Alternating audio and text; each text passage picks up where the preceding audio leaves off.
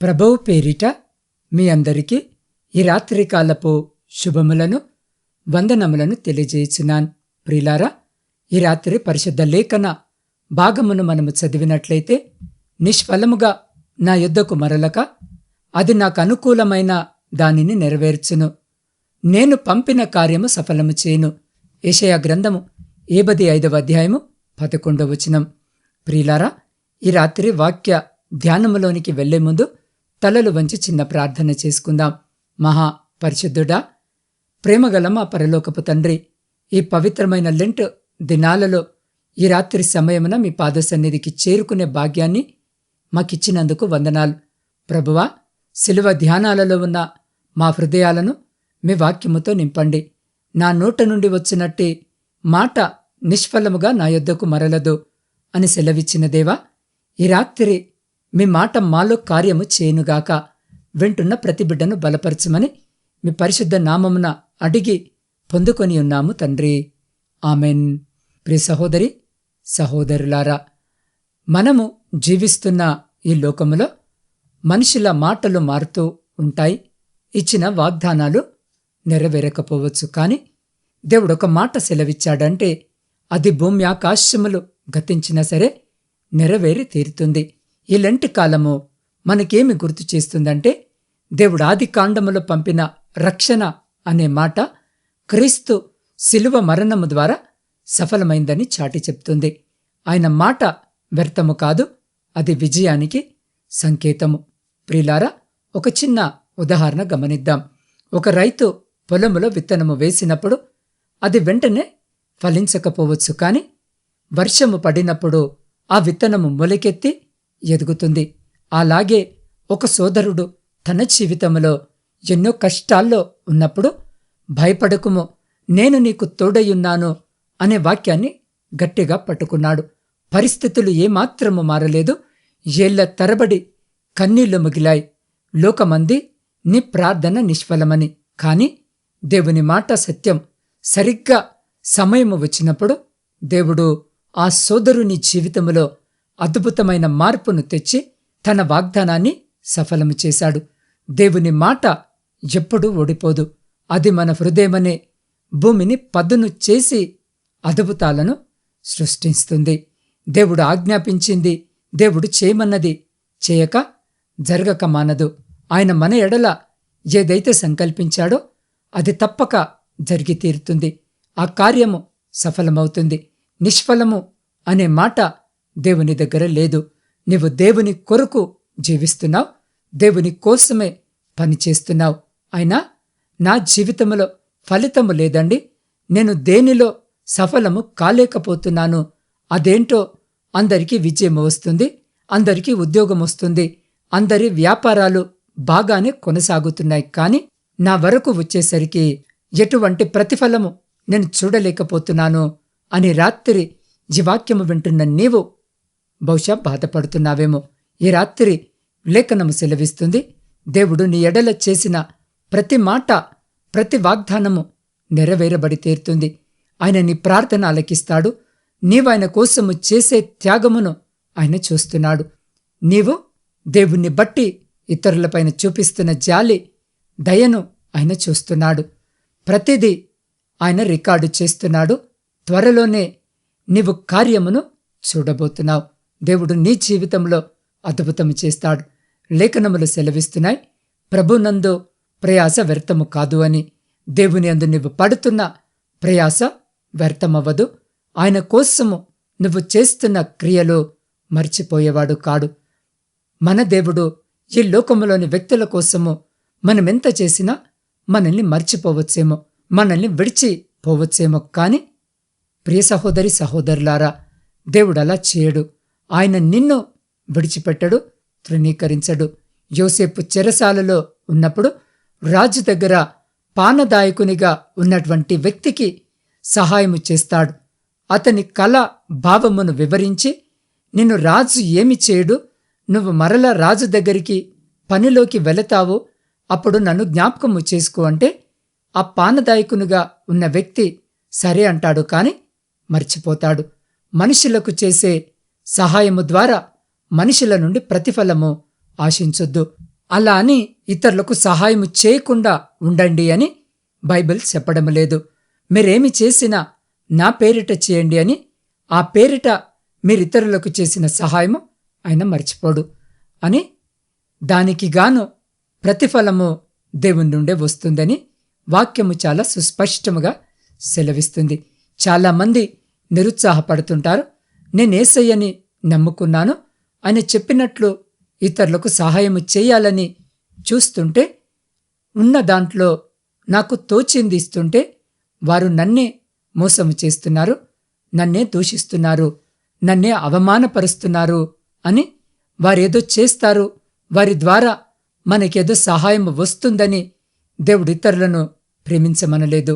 వారేమి ఇచ్చినా ఇవ్వకపోయినా పర్వాలేదు, కనీసము మెచ్చుకోకపోయినా పర్వాలేదు, దేవుడు చూస్తున్నాడు, నీ సహాయము నిష్ఫలము కాదు, ఆయన నీకు అనుకూలమైంది జరిగిస్తాడు, ఆయన మాట వ్యర్థము కాదు. నోహావు దేవుడు చెప్పినట్లు చేశాడండి. ఒకరోజు కాదు, ఒక సంవత్సరము కాదు, దాదాపు 100 సంవత్సరాలు పట్టింది ఆ ఓడ నిర్మించడానికి. ఆ 100 సంవత్సరాల్లో ఒక్కసారి కూడా వర్షము పడలేదు, ఒక చినుక కూడా చూడలేదు. బంధువులు, స్నేహితులు, ఇరుగు పొరుగువారు బహుశా అనుండొచ్చు, నోహావు నువ్వెన్నో సంవత్సరాల నుండి కష్టపడుతున్నావయ్యా, నీ సమయం మొత్తము వ్యర్థము చేసుకుంటున్నావు, పొద్దున్నుండి రాత్రి వరకు మరేమీ పని చేయకుండా ఈ పని చేస్తున్నావు, ఎవరో కనిపించని వాని మాట విని భ్రమపడ్డావా అనుకుంటూ, మేము చూడు అసలు ఈ సమయంలో ఎన్నో బంగళాలు కట్టుకున్నామో, ఎన్ని ఆస్తులు సంపాదించామో, నీవు చూస్తేనేమో అడవికి వెళుతున్నావని అందరూ అపహాస్యము చేసి ఉండొచ్చు. కాని ప్రియ సహోదరి, సహోదరుడా, చివరికేమైంది? జల ప్రళయము వచ్చింది. అపహాస్యము చేసిన వారందరూ కనబడకుండా పోయారు.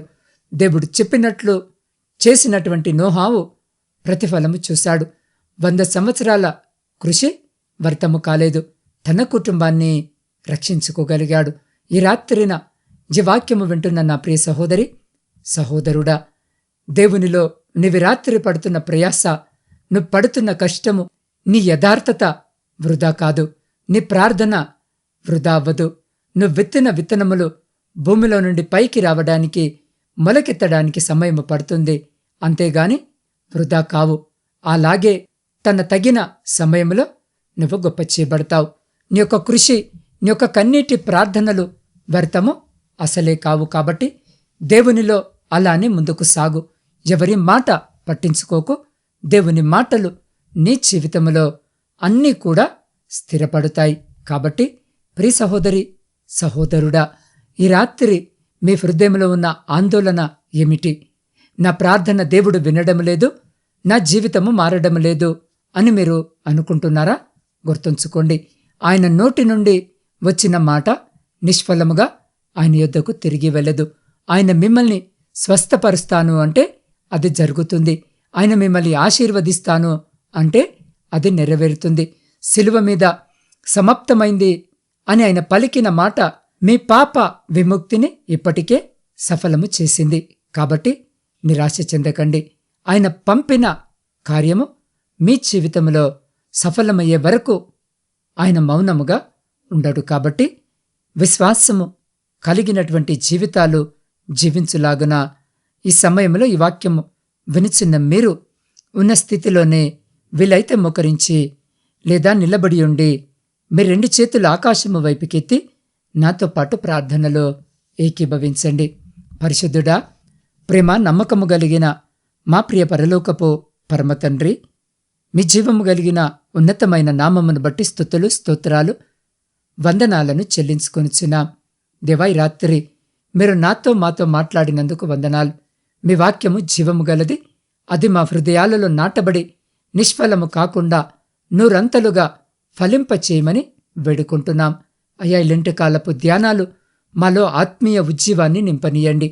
మా కన్నీరు తుడిచి మీ వాగ్దానము మా జీవితంలో సఫలమవుతూ ఉండగా మేము నీ సాక్షులుగా జీవించే కృపను మాకు దయచేయమని నీ పాద సన్నిధిలో వేడుకొనిచున్నాం. అయ్యా, ఈ రాత్రి ప్రయాణాలు చేస్తున్న ప్రతి బిడ్డ ప్రయాణమును జ్ఞాపకము చేసుకుని క్షేమకరమైన ప్రయాణము దయచేయమని వేడుకుంటున్నాం. వ్యవసాయదారులను జ్ఞాపకము చేసుకోండి.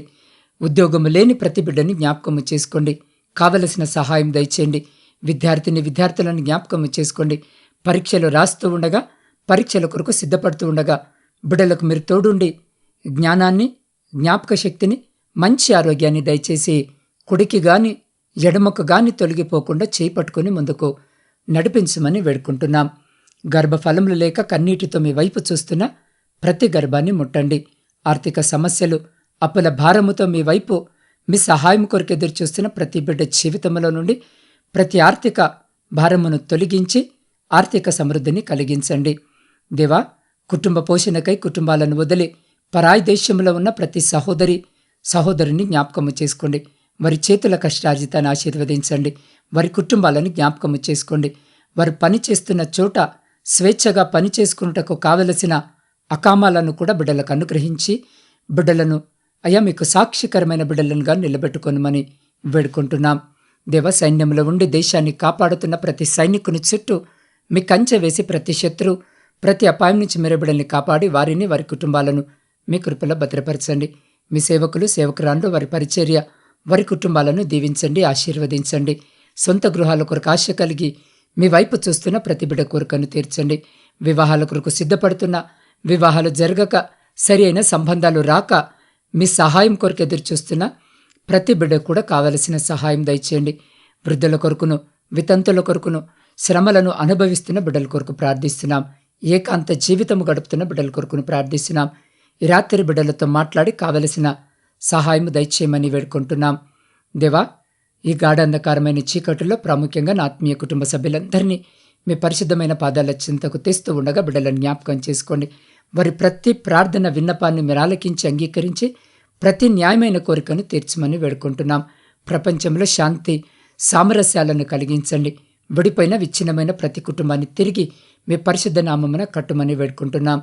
అయా, ప్రాముఖ్యంగా గాఢంధకరమైన చీకటిలో మేము నిద్రిస్తూ ఉండగా మా గృహాల చుట్టూను, మా ఆత్మీయుల గృహాల చుట్టూను, మా ఇరుగు పొరుగు వారి గృహాల చుట్టూను మీ అగ్ని కంచె వేసి ప్రతి బిడ్డను మీ దేవదూతల రెక్కల చాటున భద్రపరిచి ప్రతి అంధకార సంబంధమైన శక్తులన్నిటి నుండి మీరే సంరక్షించి కాపాడి మీ చిత్తమైతే, మీరు అక్కడ ఆలస్యమైతే అల్పులమైన మమ్మలను మరొక శ్రేష్టమైన దినములోనికి ప్రవేశింపజేసి నిన్ను స్తుతించే భాగ్యము మాలో ప్రతి బిడ్డకు దయచేయమని మా ప్రభువును మీ ప్రియకుమారుడైన యేసుక్రీస్తు శక్తి కలిగిన నామమున ప్రార్థించి స్తుతించి అడిగి పొందుకొని ఉన్నాము తండ్రి.